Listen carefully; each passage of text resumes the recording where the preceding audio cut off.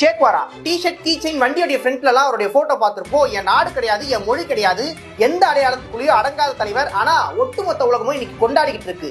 பிறக்கும் போதே ஆஸ்துமா, இந்த பிள்ளை எல்லாம் ஸ்கூலுக்கே போக முடியாதுன்னாங்க. ஆனா ஒட்டுமொத்த கியூபாவுடைய வரலாற்றையும் மாற்றிய தலைவர். மருத்துவருங்க வாழ்க்கையை வாழ்ந்திருக்கலாம். படிக்கும் போதே ஒரு சுற்றுப்பயணம் ஒட்டுமொத்த லத்தீன் அமெரிக்காவும் 4000 கிலோமீட்டர் இப்படியே சுத்தி வர்றாரு. தொழுநோய், வறுமை இது எல்லாம் பார்த்து இதெல்லாம் மாத்தணும்ன்றதுக்காக தன்னுடைய போராட்ட காலத்துல இறங்குறாரு. பிடல் காஸ்ட்ரோவுடைய நட்பு கிடைக்குது. கியூபாவுடைய விடுதலைக்காக வெறும் 82 பேர் தான் கிளம்புறாங்க. ஆனா போராட்டம் ஜெயிச்சு காட்டுச்சு. கியூபாவுக்கு விடுதலை கிடைக்குது. அமெரிக்காவுடைய பொம்மை அரசு தூக்கி போட்டு கியூபாவுடைய அதிபரா பிடல் காஸ்ட்ரோ பதவி ஏற்றுக்கிறாரு. தேசிய வங்கித்துறை தலைவரா ஷேக்வாரா அமர்த்தப்படுறாரு. விவசாயத்துறை, தொல்லியல் துறைன்னு சொல்லிட்டு எல்லாத்துக்கும் தலைவரா இருக்காரு. அதிகாரம் கிடைக்குது. அதெல்லாம் வேணாம்னு தூக்கி போட்டு ஆப்பிரிக்கால காங்கோ மக்கள் அடிமையா இருக்காங்க, நான் அங்க போராட போறேன்னு சொல்லிட்டு அந்த இடத்துல கிளம்பிட்டாரு. 1967 பொலிவியால அமெரிக்க அரசால கைது செய்யப்படுறாரு.